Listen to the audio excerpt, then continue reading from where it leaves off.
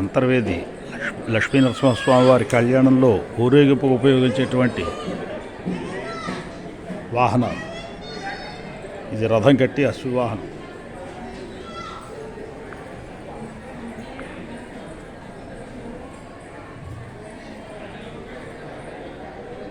ఇవి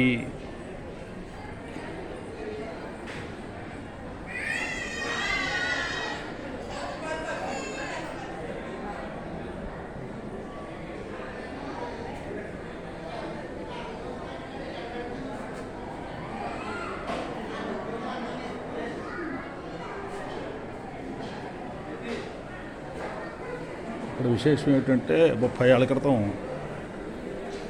ఈ వాహనాలన్నీ ఉన్నటువంటి ఒక రూమ్ ఒకటి, గది ఒకటి ఉండేది, పెద్ద గది. ఆ గదిలోనూ రథాన్ని లాగేటువంటి తాళ్ళు ఉండేవి. ఆ తాళ్ళు 2 తాళ్ళు కలిపితే ఒక 5,000 కేజీలు ఉంటాయి బరువు. అంటే ఇక చూడండి, ఈ స్తంభం ఈ రెండు కర్రలు ఎంతలా ఉన్నాయో ఒక్కొక్క తాడు అంతంతలా ఉంటుంది. ఆ తాళ్ళు చీకిపోయిన తాళ్ళు మూల గుట్ట కింద పడేశారు. అవి ఎప్పుడు పడేసారో తెలియదు. 50 ఏళ్ళైందో 25 ఏళ్ళైందో అలా ఉండిపోయాయి, ఎవరు చూడలేదు వాటిని.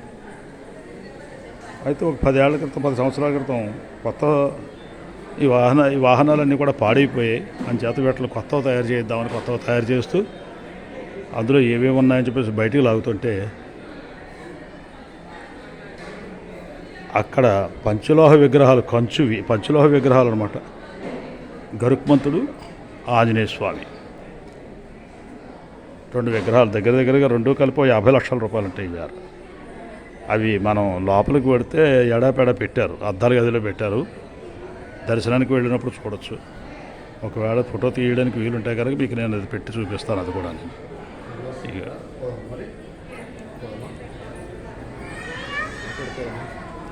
ఇంకా దర్శనానికి మాకు దొరకలేదు టైం. లైన్లో ఉన్నారు వాళ్ళు, నేను బయటికి వెళ్ళి వచ్చాను. ఈ దేవస్థానం 8వ శతాబ్దంలో కట్టారు. ఇది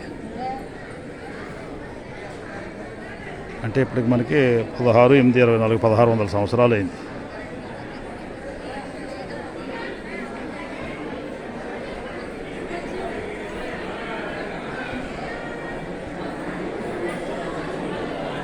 దీని చరిత్ర అంతా కూడా లోపల రాసి ఉంటుంది.